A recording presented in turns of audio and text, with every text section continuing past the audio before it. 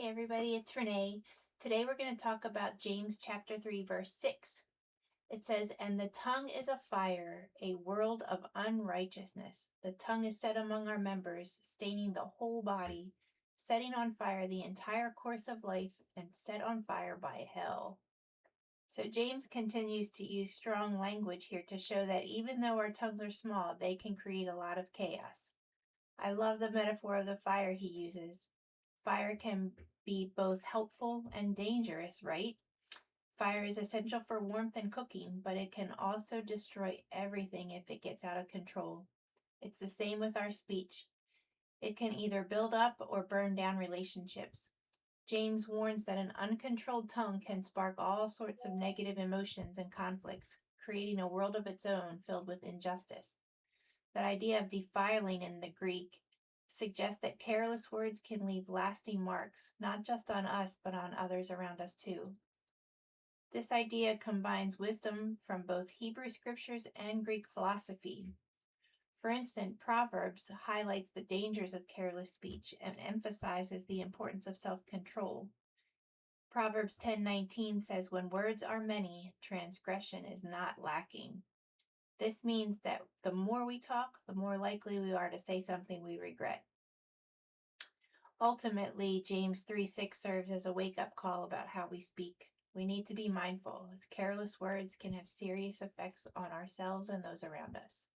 If we recognize the power of our words, we can choose to speak in ways that promote healing and unity, reflecting the character of Christ in our lives.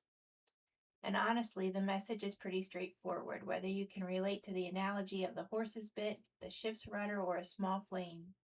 Control your tongue, or it can lead you into a lot of trouble.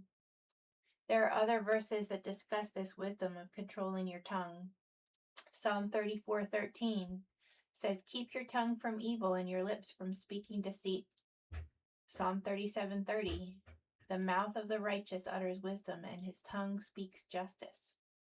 Psalm 141:3, "Set a guard, O Lord, over my mouth. Keep watch over the door of my lips." Proverbs 10:19, "When words are many, transgression is not lacking, but whoever restrains his lips is prudent." Proverbs 12:18, "There is one whose rash words are like sword thrusts, but the tongue of the wise brings healing." Proverbs 15:1, "A soft answer turns away wrath, but a harsh word stirs up anger."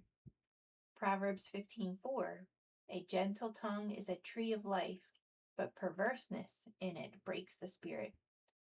Proverbs 16:24, "Gracious words are like a honeycomb, sweetness to the soul and health to the body."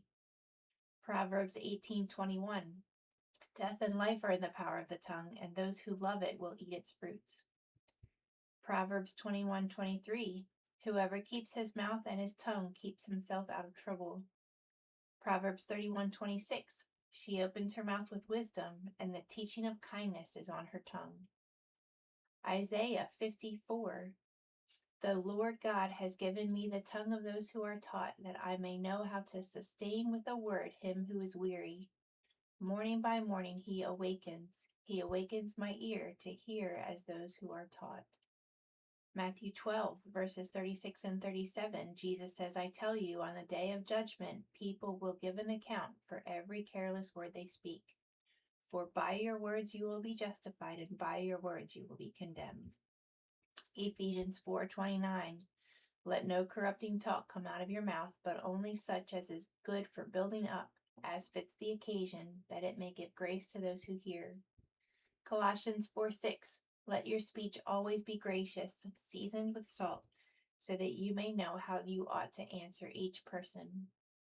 And 1 Peter 3:10, "For whoever desires to love life and seek good days, let him keep his tongue from evil and his lips from speaking deceit." So how do you think careless words can stain the whole body or affect your relationships? In what ways can you work to ensure your speech promotes healing and understanding instead of division? Think about this today. See you later.